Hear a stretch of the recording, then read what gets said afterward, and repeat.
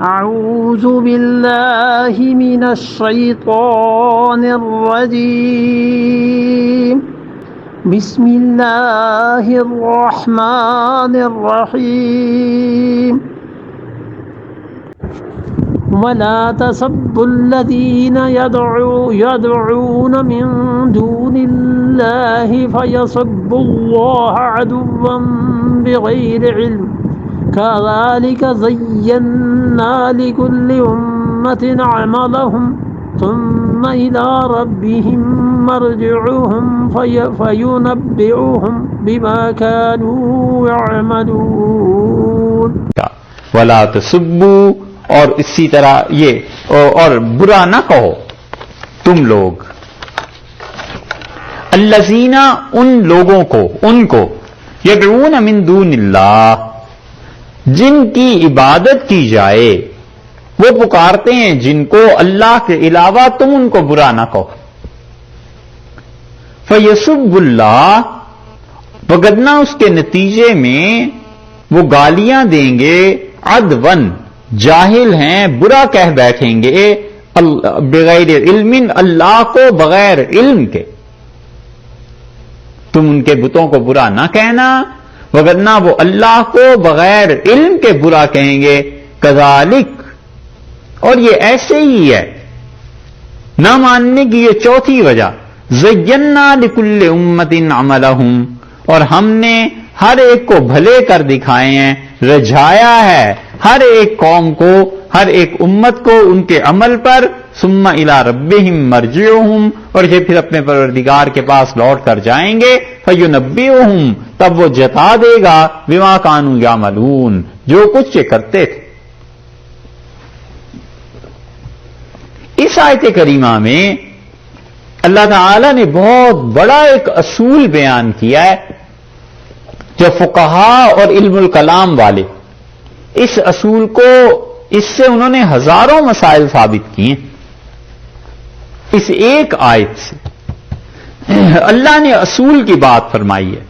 پہلے اس آیت کو تھوڑا سا تشریح کر لیں، پھر اس اصول پہ آتے ہیں. دیکھیے اوپر جو ہے آیت نمبر 106 سے سیوے چل رہے ہیں سارے حضور اقدس صلی اللہ علیہ وسلم کے لیے نا، اتبع، آپ پیروی کیجئے. ٹھیک ہے، رسول اللہ صلی اللہ علیہ وسلم سے مخاطب ہوئے. اس کے بعد اعرض عن المشرکین، ان مشرکین سے اپنے آپ کو ہٹائیے. یہ انہی سے سنگل ہے نا سیگا. وما جعلناک علیہم حفیظا وما انت علیہم بوکیل، آپ سے ان کے متعلق نہیں پوچھا جائے گا، آپ ان پہ نگران نہیں. یکا یک قرآن نے یہاں پر جمع کا صیغہ لے آئے ہیں، ولا تسبوا، اور تم لوگ گالیاں نہ دینا، تم برا بھلا نہ کہنا. الذین یدعون من دون اللہ، جن کو پکارتے ہیں اللہ کے علاوہ، تم ان کو برا نہ کہنا. یہ جمع کا صیغہ یہ بتاتا ہے کہ حضور اقدس صلی اللہ علیہ وسلم تو کبھی گالی دینے والے تھے نہیں.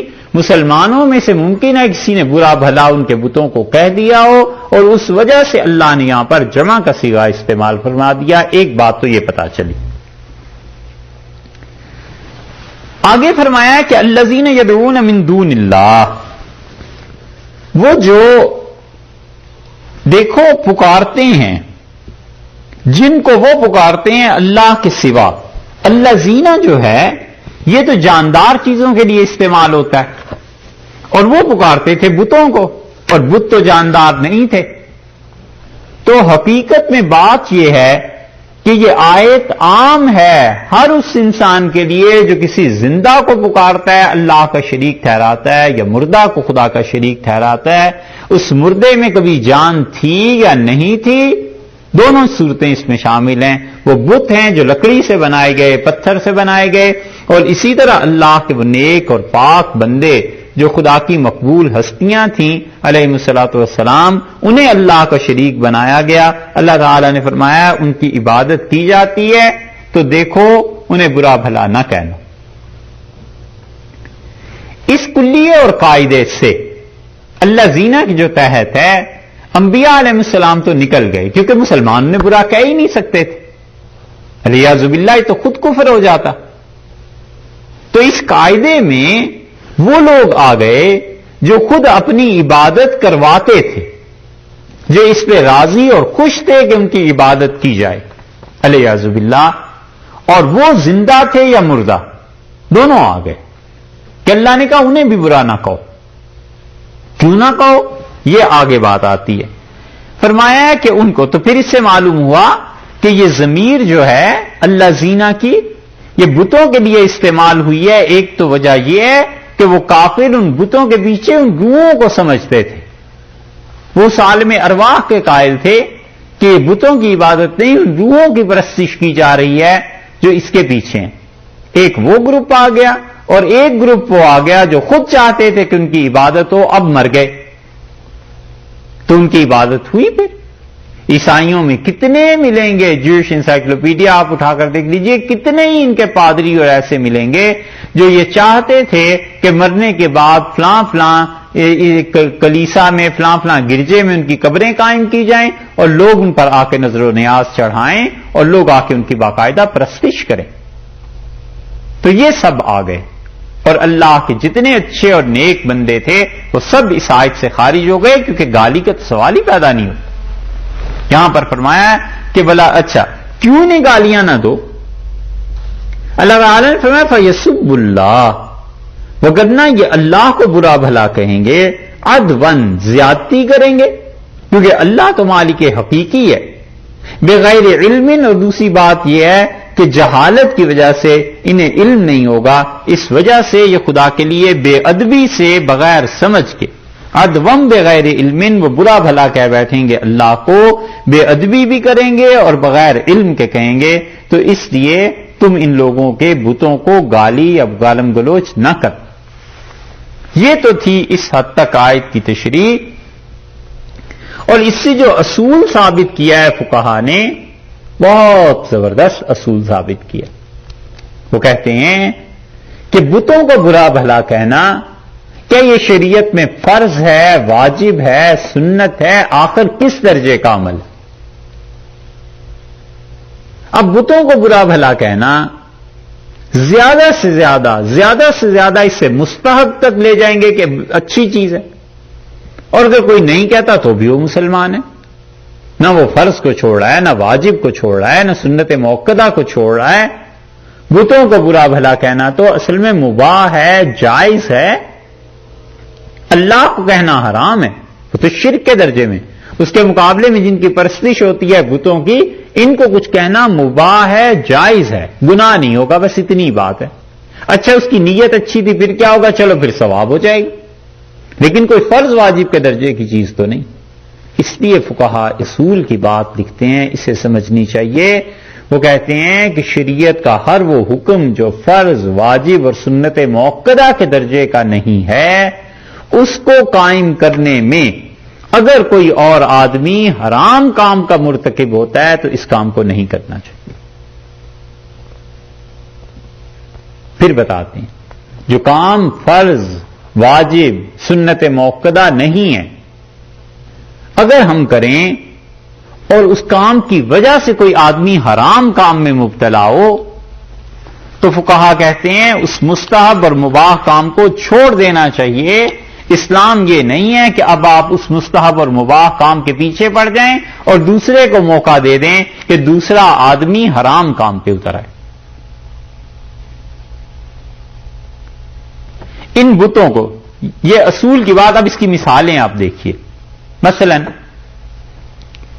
ان بتوں کو برا بھلا کہنا فرض نہیں، واجب نہیں، سنت موقدہ نہیں، زیادہ سے زیادہ آپ کیا کہہ لیں گے، مستحب ہے، مباح ہے، جائز ہے، اور اس کے نتیجے میں وہ اللہ تعالیٰ کو برا کہیں گے جو حرام ہے، بے ادبی خدا کی۔ تو آپ کے مباح کام کے نتیجے میں ایک قوم جب حرام کام کرنا شروع کر دے گی تو یہ اس گناہ کے سبب آپ بنے، آپ بھی گناہ گار ہوں گے۔ یہ ہے اصول۔ سمجھ آئی ایک مثال؟ دوسری اس کی مثال دیکھو۔ دوسری مثال اس کی یہ ہے کہ نبی کریم صلی اللہ علیہ وسلم حاضر ہوئے بیت اللہ میں، آخری حج تھا نا، اور آپ کو پتا تھا کہ میں نے اس کے بعد حج نہیں کرنا، اسی لیے صاف لفظ حدیث میں آئے ہیں، آپ نے فرمایا میں اس سال کے بعد حج نہیں کر سکوں گا، اور جو تم نے مسائل پوچھنے ہیں مجھ سے پوچھ لو۔ ایک جگہ فرمایا لعلی لا القاکم بعد عامی ھذا، ممکن ہے میری زندگی کے اس سال کے بعد پھر سال نہ آئے، ممکن ہے میری اس زندگی کے بعد پھر حج نہ ہو، یہ ارشاد سارے فرمائے۔ اور اس سے عائشہ رضی اللہ عنہا فرماتی ہیں مجھ سے رسول اللہ صلی اللہ علیہ وسلم نے کہا یہ جو حتیم ہے نا، یہ اس کا مفہوم نقل کر رہے ہیں ہم حدیث کا، حتیم سمجھتے ہیں وہاں جو آدھا دائرہ کھینچا ہوا ہے، آپ نے فرمایا عائشہ یہ حتیم والا حصہ بیت اللہ کے اندر تھا، اور جب تمہاری قوم نے اتنا اس کو بنا لیا تو ان کے پاس پیسے ختم ہو گئے، تو انہوں نے اتنا دائرہ کھینچ دیا تاکہ لوگوں میں یہ باقی رہے بات کہ یہ بیت اللہ کے اندر کا حصہ ہے، باہر کا حصہ نہیں ہے، پیسے ہوں گے حلال مال آ جائے گا، ہم اس کو پھر شامل کر لیں گے اس میں۔ اور رسول اللہ صلی اللہ علیہ وسلم عائشہ اگر یہ تمہاری قوم نئی نئی مسلمان نہ ہوئی ہوتی نا تو میں بیت اللہ کو ان بنیادوں پر قائم کرتا جن بنیادوں پہ حضرت ابراہیم علیہ السلام نے بنایا تھا، اور پھر میں اس حصے کو بیت اللہ کے اندر داخل کر دیتا۔ چنانچہ حضرت عبداللہ ابن زبیر رضی اللہ عنہ کا جب زمانہ آیا تو عبداللہ ابن زبیر رضی اللہ عنہ کی تو خالہ تھی، تو انہوں نے تو سن رکھا تھا، انہوں نے بیت اللہ کی تعمیر کی اور اس حتیم والے حصے کو اسی میں شامل کر دیا۔ یہ انہوں نے رسول اللہ صلی اللہ علیہ وسلم اس بات پہ عمل کیا۔ نبی کریم صلی اللہ علیہ وسلم نے کیوں نہیں کیا تھا؟ آپ نے فرمایا عائشہ تیری قوم ابھی تو مسلمان ہوئی ہے، لوگوں میں اس بات کا تاثر ابھرتا کہ کل ہمارا دین تبدیل کروایا ہے، آج خدا کے گھر کو توڑ دیا ہے، تو لوگ کیا کرتے؟ مرتد ہو جاتے علیاذ باللہ۔ رسول اللہ صلی اللہ علیہ وسلم کو ڈر تھا اس بات کا خدشہ تھا، اسی لیے تو حدیث میں الفاظ ایسے آئے ہیں کہ آپ نے فرمایا اگر مجھے تیری قوم کا مسئلہ نہ ہوتا، ان کی پرواہ نہ ہوتی تو میں تو بیت اللہ کو اصل بنیادوں پہ بناتا، اس لیے نہیں بنا رہا کہ کہیں یہ قوم، مراد یہ تھی کہ پلٹ نہ چاہیں دین میں۔ اور اس عبداللہ ابن زبیر رضی اللہ عنہ کے زمانے میں خطرہ ہی نہیں رہا تھا، اس لیے انہوں نے بنا لیا، کچھ بھی نہیں ہوا، کوئی نہیں پلٹی قوم، کیونکہ مسلمان غالب آ چکے تھے، ہر طرف اسلام تھا۔ اب آپ دیکھیے رسول اللہ صلی اللہ علیہ وسلم اگر بیت اللہ کے اس حصے کو اندر داخل کر دیتے حتیم ختم کر کے تو یہ کام حضرت صلی اللہ علیہ وسلم کا زیادہ سے زیادہ کیا ہوتا؟ ہم اگر یہ کہیں کہ ان پہ فرض تھا تو فرض تو کبھی بھی نہیں چھوڑ سکتے تھے، واجب تھا اللہ کا حکم تھا تو اللہ کا حکم تو کبھی بھی نہیں چھوڑ سکتے تھے، زیادہ سے زیادہ آپ یہی کہہ لیں گے کہ مستحب تھا، بہتر تھا۔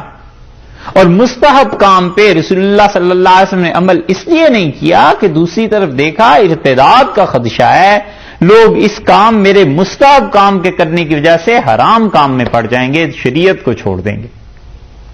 تو فقہا نے اصول نکالا، انہوں نے کہا جو کام مباح ہے، جائز ہے، مستحب ہے، مت کرو اسے، کہیں ایسے نہ ہو یہ جو تمہاری قوم ہے اس کے مقابلے میں مرتد ہو جائے، اور کہیں ایسے نہ ہو کہ لوگوں کو حرام کام کرنے کا موقع مل جائے۔ ٹھیک، یہ مثال دوسری آ گئی حدیث۔ تیسری بات عرض کریں آپ کو اسی اصول کو سمجھنے کی غرض سے، خود ہی سمجھنا ہے۔ دیکھیے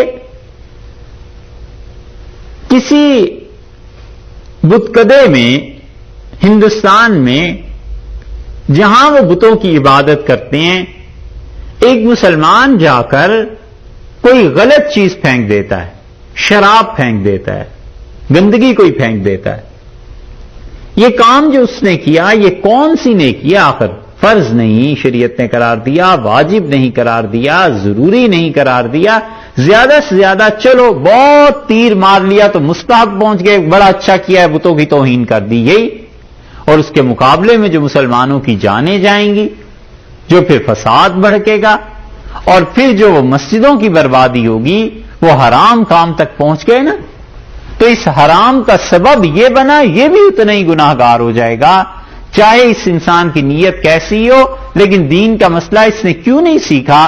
تو مباح یا مستحب کام جب دوسروں کے لیے حرام تک پہنچنے کا باعث بن جائے نہ کرے۔ بہت سی چیزیں جو اس معاشرے میں مسلمان دیکھتے ہیں مستحب ہے وہ کام، ٹھیک ہے، جائز ہے، لیکن اس کی وجہ سے اگر دوسرے کو اسلام کا مذاق اڑانے کا موقع ملے اور دوسرا اسلام کا مذاق اڑاتا ہے، مت کرے اس کام کو. کیوں آخر لوگوں کو وہ ہدایت کی راہ بھی بند کرتا ہے اور لوگوں کو موقع دیتا ہے کہ وہ حرام کام کریں. اس مستحب کام کی وجہ سے وہ حرام کام ہو رہا ہے، تو اس مستحب کا چھوڑ دینا، ترک کر دینا واجب ہے، ضروری. 3 چیزیں ہو گئیں. اب اس کے بالکل برعکس ایک مثال دے دیتے ہیں کہ فرض اور واجب کام کیسے ہوتے ہیں، مستحب کے مقابلے میں وہ نہیں چھوڑے جا سکتے. حسن بصری رحمت اللہ علیہ اور ابن سیرین بصرہ میں جنازے میں گئے، اور حسن بصری اور ابن سیرین رحمت اللہ علیہ دونوں بصرہ کے ان لوگوں میں سے تھے جن کی لوگ پیروی کرتے تھے، اکابر تابعین میں سے تھے، دونوں کا بڑا مقام تھا. حسن بصری رحمت اللہ علیہ پہ غالب تھی بہت احتیاط، اور ابن سیرین رحمت اللہ علیہ بڑے خوش مزاج، لوگوں کو بڑی رعایت کی باتیں بتانے والے، اللہ سے امید دلانے والے. چلے گئے، جنازے میں عورتیں بھی تھیں. تو ابن سیرین رحمت اللہ علیہ نے کہا کہ اس جنازے میں تو عورتیں بھی شامل ہیں، پردے کا مسئلہ ہو جائے گا، میں تو نہیں چاہتا. وہ اپنے گھر واپس چلے گئے.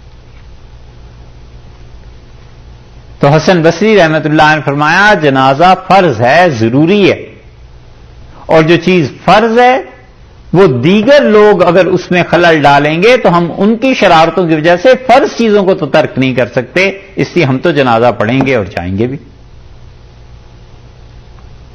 سمجھے آپ؟ تو یہ فرض اور واجب کے درجے کی چیزیں ہیں، انہیں کافروں کی شرارت کی وجہ سے کوئی نہیں چھوڑ سکتا. توحید کی چیز ہے، عقیدہ ہے، اسے کوئی نہیں چھیڑ سکتا، اسے کوئی چھوڑ بھی نہیں سکتا.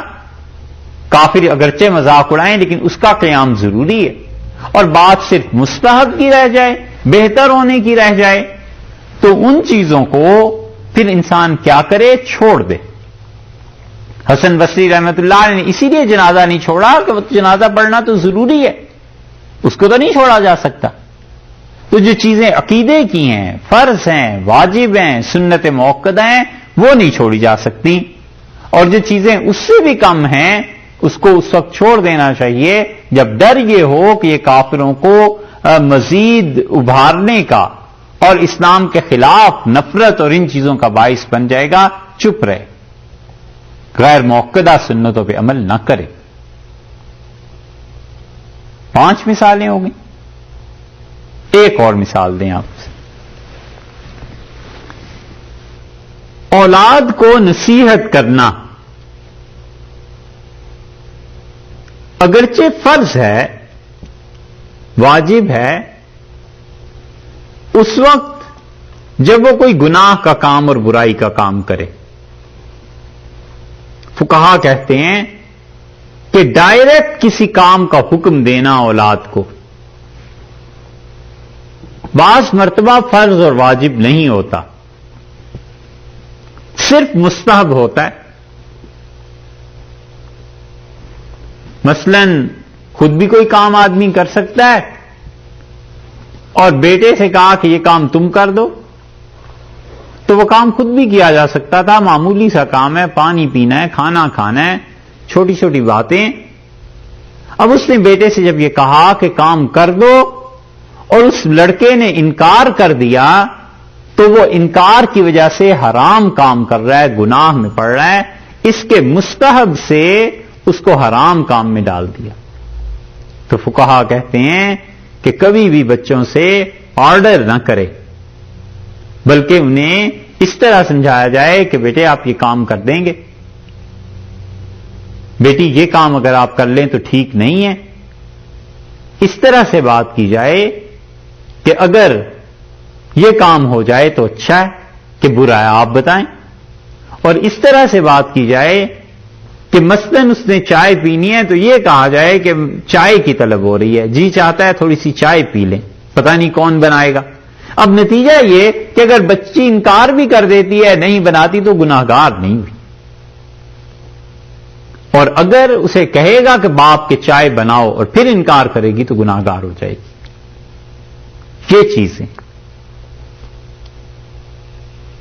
اس لیے بچوں کی جو تربیت ہے نا، خام خواہ اپنی اولاد کو گناہگار نہ کرے. جہاں پر بعض اوقات کوئی حق نہیں ہوتا حکم چلانے کا اور وہاں بھی کوئی حکم دے دیتا ہے تو نتیجہ یہ کہ اس بے احتیاطی کے سبب سے دوسرا گناہگار ہو جاتا ہے. اللہ سے معافی مانگنی چاہیے. انسان ہے، ہو جاتی ہے بھول چوک بھی، ایسی صورتیں بھی پیش آ جاتی ہیں، مگر یہ جو حکم دینے والی چیزیں ہیں نا کہ دوسرے کو خام خواہ گناہ میں مبتلا کرنا، یہ نہیں کرنا چاہیے. محض اپنا مستحب کام ہے، اس کی وجہ سے اسے گناہ میں ڈال دیا. ایک اور مثال اس کی دیں آخری. نصیحت کرنا ہے، کسی کو سمجھانا ہے تو بس نرمی سے سمجھا دے. واز یہی ہے، نصیحت یہی ہے کہ یہ کام نہ کیا جائے، اس میں یہ ہو جاتا ہے، یہ ہو جاتا ہے. یہ باتیں شدت سے اصرار دوسرے کو گناہگار بنا دیتا ہے. نہ کرے. وہ پہلے ہی کسی گناہ میں پڑا ہوا ہے، اسے اور گناہ میں کیوں ڈالنا ہے؟ آپ نے ایک تجویز رکھی ہے اس کے سامنے کہ یہ بات کر لیں، مناسب ہے یا نہیں. بس وہ کہتا ہے ٹھیک ہے، نہیں مناسب، اس کی مرضی، اس کو آزادی ہے. آپ سمجھتے ہیں کہ وہ چیز ہونی ہے تو پھر بھی اس کو سمجھایا جا سکتا ہے کہ یہ دلائل ہیں جس بنیاد پہ ہم سمجھتے ہیں ہو جانا چاہیے. لیکن یہ جو آرڈر کرنا ہے نا کسی کو اور پھر وہ نہ مانے، یہ بے ادبی کی چیزیں ہو جاتی ہیں. ان چیزوں سے بچنا چاہیے.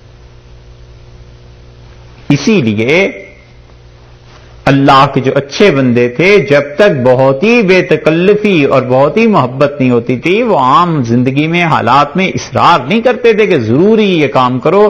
بس 2-4 مرتبہ سمجھا دیا کہ یہ کام کر لیں، مناسب ہے نہیں ہے، اس کے بعد چھوڑ دیا کہ اس کو سمجھ آ گئی ہے، ٹھیک ہے، نہیں آئی ہے تو میں اسے کیوں گناہگار کروں خام.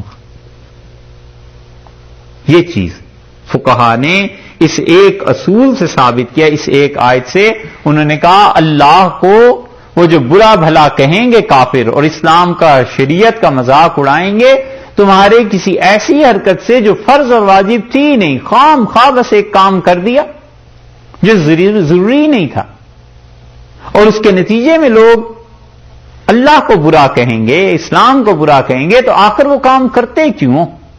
مت کرو. یہ چیز ہے. اللہ نے فرمایا ہے کذالک. یہ چوتھی وجہ ہے نہ ماننے کی.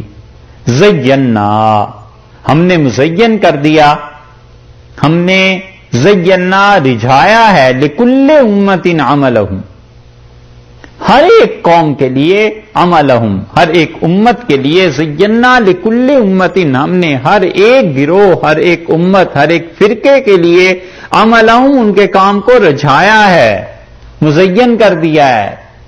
بس وہ ظاہر میں دیکھتے ہیں اور اپنے اپنے عبادت کے رسومات کے طریقے انجام میں لے آتے ہیں. تکوینی طور پر اللہ نے چھوڑ دیا ہے، کوئی جبر نہیں کیا ان پہ. ثم الی ربہم مرجعہم، اور پھر ان کا لوٹنا ہے، انہیں واپس پہنچنا ہے اپنے پروردگار کی طرف. فینبئہم، سو وہ انہیں جتائے گا بما کانوا یعملون، جو کچھ کہ یہ لوگ عمل کرتے رہے. اللہ انہیں جتا دے گا، اللہ انہیں بتا دے گا کہ تم کیا کیا عمل کرتے رہے. انبیاء علیہ السلام تمہارے پاس آئے تھے، انہوں نے نصیحت کر دی تھی، فرض اور واجب کام تھے اس کا حکم دے دیا تھا، تم نے نہیں مانا. آج کے دن اپنے اعمال کا مزہ چکھو.